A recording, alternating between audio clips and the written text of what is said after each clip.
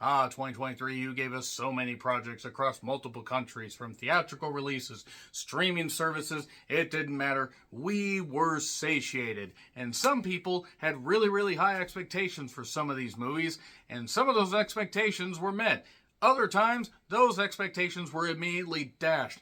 Bashed, smashed, smashed, powderized, and then they sunk into the goddamn earth, into the earth's core to never be seen again. That's what I'm here to talk about, the movies that absolutely 100% dashed my hopes for these films ever being any kind of even goddamn adequate. Whoo! I'm John Renton with my 10 most disappointing movies of 2023 list with some honorable mentions. Let me know your most disappointing movies of 2023 in the comments, please. Now, some of these, I'm not saying actually were all that bad, but as the list goes on, oh boy, I may get a little vicious. Also, reviews of all these are done in full on the Real Honest Movie Reviews playlist. And my best and worst movies list will be coming up sometime after Christmas, because there's still a little bit of time in December and I still have some more movies to dive into.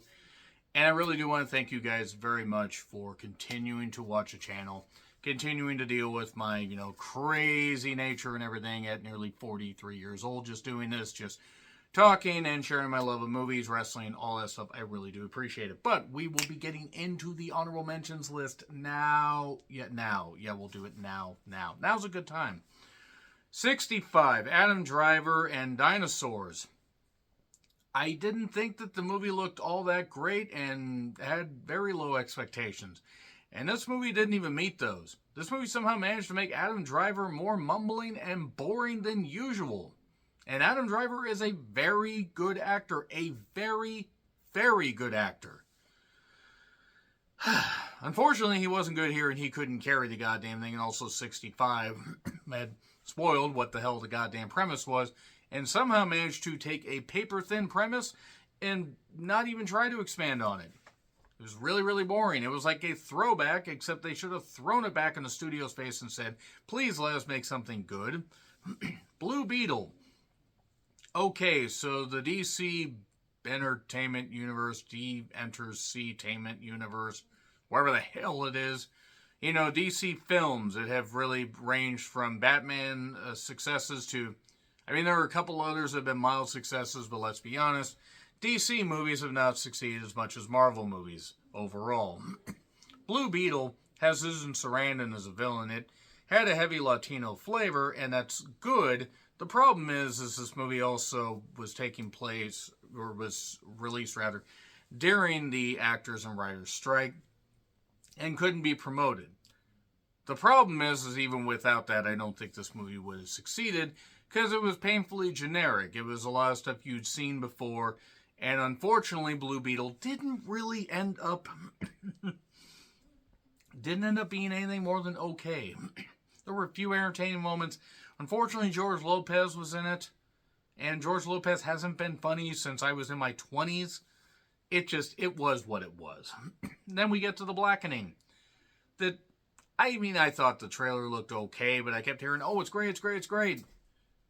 For every joke that landed, 2 or 3 missed. It wasn't as great of a send-up, I think, as they wanted it to be. I thought there were points that were. But I also thought the movie got a little bit too much up its own ass. And I also thought the movie didn't exactly click the way that they had hoped it would. So to me, it ended up getting a resounding yeah. And I didn't have high expectations. This movie didn't necessarily meet those. It wasn't awful. It just wasn't great. Inside, Willem Dafoe trapped in an apartment, or a loft apartment, that is locked up like a fortress, and he has to find ways to survive and eventually escape. And Willem Dafoe doing a one-man show seems like a good idea, except with Inside, which was terrible. Objectively terrible. I haven't heard a lot of good praise about this. But I guess I could also say subjectively terrible, considering this movie wasn't very good. Really fucking wasn't. Willem Dafoe, and that's it. That's really, really it. And as great as he is, this movie was a concept, a short story concept, and that's it. Alice Darling. This is a movie that I was looking down the list and was like, okay, Anna Kendrick. I love Anna Kendrick. She's gorgeous. God damn, she is gorgeous. She's also hilarious. She's also very good at acting in comedies and dramas. I don't know if they gave her Quaaludes or gave the writers Quaaludes, but this was not good. This was not good at all. This was very boring and very, very blah, and ended up being one of those where I was like, okay, why did I watch this? And I had decent expectations for this because of Anna Kendrick and others in it. It just ended up being a resounding meh. Just meh. That's all I gotta say. Meh. What are some honorable mentions that you can think of? Let me know in the comments. Let's get to the list proper now, though, because we got number 10, The Nun 2, Electric Nunaloo. I own all the Conjuring Universe movies. I've talked about those in other reviews and other videos. And I don't own The Nun 2 yet on Blu-ray. I may actually get it just for completionist's sake. Because I even have the 2014 Annabelle, despite the fact that after the first 20-30 minutes, I kind of hate that movie. And Annabelle Comes Home hasn't been all that great. It wasn't all that great upon rewatching. Even the first Nun wasn't all that great, but I had pretty decent expectations for The Nun 2, because I'm like, okay, they're doing a sequel to a movie where we know how the end's going to turn out, but okay, Taissa Farmiga, Storm Reed? Yes, let's bring Storm Reed in there. Let's also bring one of the people that was in, one of the girls that she was a teacher in this one. She was in the Chronicles of Narnia movies. Okay. They made this one of the most boring and uninteresting horror movies I've seen in quite some time. I was astonished by how well it was shot and how poor it was. That opening with the priest and the altar boy and the holy water burning and the nun, and you know, now that I think about it, as well framed as some of these shots were, the special effects were kind of goddamn shit. Man, these were bad.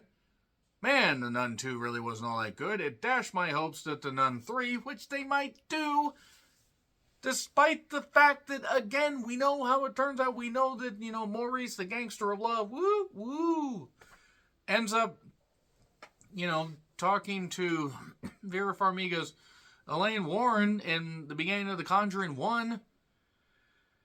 How many more Conjuring movies are they going to do? Oh, they're going to do The Conjuring 4. The Conjuring 4, we're trying to add more to our bank account. Let's get to number 9, Oppenheimer, Oppenheimer, up. I did that for an intro. And look, Oppenheimer's very well acted, very well shot. And Christopher Nolan put a lot of thought into it. He also should have tried to actually put an interesting movie into it. I'm sorry, Oppenheimer did not click for me. Maybe I was a little bit too harsh in my review. I should have given it at least a halfway decent grade. Spoiler, I didn't. And Oppenheimer just did not click for me.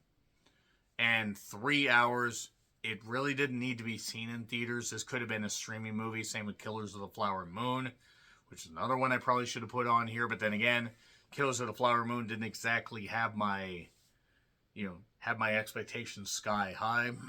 Oppenheimer, I had the idea that it might actually be pretty good because I like some Christopher Nolan movies. Sans Interstellar. Fuck Interstellar. How dare Christopher Nolan even be allowed to make a movie after Interstellar? The movie is goddamn rotten, in case you couldn't tell. That's what I thought. And Oppenheimer, for all the great acting and the great direction and the great cinematography and getting to see Florence Pugh. Jesus Christ, I love seeing Florence Pugh. My God, she looked incredible. God, she looks amazing. Whoever threw that drink at Florence Pugh or threw that thing at her at a recent function for a movie deserves to basically meet the worst goddamn man. How dare you? Florence Pugh's great. And Cillian Murphy, or however the hell you say his goddamn name, is great. A loaded cast. And I felt like I need to be loaded to enjoy this. So, let's get to number 8. TMNT Mutant Mayhem. Yeah, people liked it. They said this is how teenagers talk. Okay, the youth of America is fucked. This movie was bad. So it was really bad. I did not like the animation style. I thought the characters were stupid. I know I'm not the target audience for this, but I love the original Ninja Turtles cartoons. And I loved some of these a couple of the movies. And I like the idea that, I mean, maybe, okay, the more recent ones that came out, like in the, what was it, like it was 2 of them, and they were giant, like 200-foot tall turtles. Actually, I think it was 20 feet. But those weren't all that great. But they were way better than this. I'm sorry, this did not click for me. I didn't even have very high expectations for this, and it somehow managed to be below the expectations. Where I'm like, holy shit, my expectations ended up down there. Good job, TMNT Mutant Mayhem. The Pope's Exorcist, which I thought might be fun, as far as, you know, some kind of great goofy Russell Crowe starring vehicle. I mean, it was goofy, but it wasn't goofy like it was trying to play up the whole stupidity of it.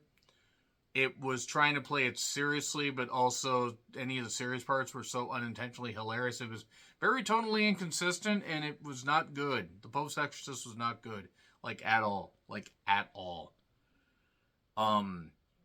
Again, not high expectations, and they were just totally dash.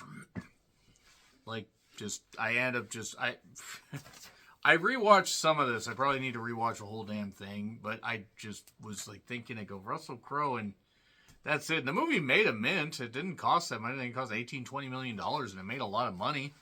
So we're going to get the Pope's Exorcist 2, Electric Russell Crowe Boogaloo. Yeah, then we get to number 6, Megan. World of Hype viral marketing campaign. I watched it. I go, it's not funny enough to offset the lack of scares. It's not scary enough to offset the lack of laughs. I did not see this as a horror comedy. The memes are funny. And they're going to make a sequel to it, which I will be seated for, because maybe it'll be better. I thought Annabelle Creation was going to be terrible, and it was way better than Annabelle. Maybe we'll get the Megan origin story. Maybe we'll get an origin story to explain why Blumhouse somehow continues to make money. I will never understand, but they're smart. They're real smart. But yeah, Megan, I had at least expectations of laughing quite a bit, and I think I laughed maybe twice. Number 5, Knock at the Cabin. We have Batista. That is all this had. Rupert Grint was in it. Look, to be fair, the cast did the best they could, but the movie was shit. Because it was M. Night Shyamalan Ding Dong, because that's all he can do is make bad movies. Knock at the Cabin was terrible. Batista, however, proving that he may have the most range of any wrestler turned actor ever. And yeah, there's Roddy Piper in They Live. Think of another Roddy Piper movie that he was had a starring role in that was any good. I love Piper, don't get me wrong. Batista has turned in great performance after great performance. He tried to make the most of Army of the Dead, but Christ, there was no saving Army of the Dead. Fuck Zack Snyder for making that movie. Knock at the Cabin was not made by Zack Snyder. It was made by the aforementioned M. Night Shyamalan Ding Dong. Batista deserves his props, and everybody else. They were certainly there, but yeah, it was just more shit. It wasn't scary. I'm sorry. It wasn't scary. It wasn't even eerie. It wasn't even Erie, Indiana, which was definitely a callback of a show. Number 4, Good Burger 2, the most recent entrant on my list, and I retro-viewed the first Good Burger, which is by no means a great movie, but has a pure mid to late 90s cheese and was based on the show and seemed fun, and Good Burger 2 was not. It was a series of skits, more so than the first one, which is saying something. This was bad. This was really, really bad. Good Burger 2 was really not very good. I'm glad that Kenan and Kel were able to make it, but they should have tried making it good, or at least the director should have. Somebody should have just said, look, we need to find something else to do, or we need to make this good. Yeah, not a very good movie. And I had decent expectations because I liked the first Good Burger. Recognizing it's not a good movie. Number 3, Indiana Jones 5. After Indiana Jones 4, I probably should have known this wasn't going to be very good. And I heard about the $295 or $300 million budget. And the trailer, though, inspired me because it had the John Williams music. And I loved the first 3 indie movies. Even the 4th one had its moments, but still wasn't all that great. But I love the first 3 indie movies. And this is the final indie for Harrison Ford until they inevitably reboot it in like 30 years. Or 20 years. I mean, Harrison Ford's in his, I think he's about 80 right now. So if he makes it to 90, then Disney's inevitably going to reboot the goddamn thing. Indy 5, Indiana Jones and the Dial of Destiny, by the way, was one of... It was a movie I had expectations for and had hope for, and those hopes were dashed with the very, very long and pointless and stupid opening sequence, and it was way too long. The movie itself was way too long. Special effects looked terrible. It was not very well acted. It tried to have a halfway decent ending that really tied it up where maybe we will see in 6-1. Please no. Please no. It also had some twists and turns that were really, really dumb. This movie's really, really dumb, and somehow managed to dash expectations of mine that were not that high. High expectations were for number 2, Meg 2 The Trench, because it looked fun and the first Meg was good, if not ridiculous. It was Jason Statham and a giant shark. Meg 2 somehow managed to not have Megs in it, and then when it had Megs in it, you kind of wish they took the Megs out. I do not understand why this is so bad. I really don't understand why this is so bad. About 35 to 40% of this movie was people just in some kind of weird espionage plot, which is not why you go to a movie called Meg 2 The Trench. Again, after the fun first one, it's fun fact also, before I get to number 1, the review of Meg 2 The Trench got a copyright strike from Warner Brothers because they didn't like that I knocked it, evidently, or something, I don't know. And I appealed it, and I won because I don't use clips or anything, and I didn't use any, intellectual properties of it. So just because it was my opinion, I won. I'm just a simple guy, a simple person. If I like a movie, I praise it. If I hate it, I will basically let you know. And I hated Meg 2 The Trench.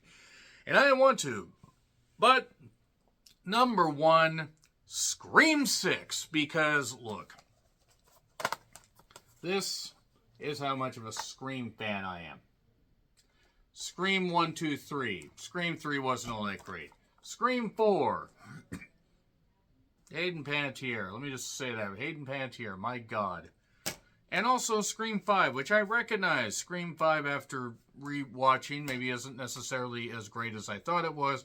But it was fun. And Scream 6 took everything out of Woodsboro and went to a New York setting that was actually Toronto, I believe. Not that you could fucking tell. Nothing against Toronto, but you could tell it wasn't New York City. And Jesus Christ, this was so stupid and disappointing. And everybody that survived all their stab wounds and all that stuff, there were people that got killed by just simple things. And then people that survived multiple stab, like the Mindy and the... I forget the other guy's character because I'm so goddamn pissed off in this. But the two that seemingly got killed in, sometime at the end of Scream 5 somehow were okay in Scream 6, suffered more stuff, and the reveal of who's behind this whole thing. Oh, Scream 6, and now all the stuff they wouldn't pay Neve Campbell the money that she so richly deserved to be in this. Okay, at least she didn't get any of this on her. And now the studio decided to get rid of Melissa Barrera with the aftermath of her not wanting innocent people to die. So Scream 6, I had expectations for, pretty high expectations. The more I heard about it, the more I was trying to say, no, it's going to be good. I'm not going to allow... It lost me early on and it never got me back. Yeah, fuck Scream 6.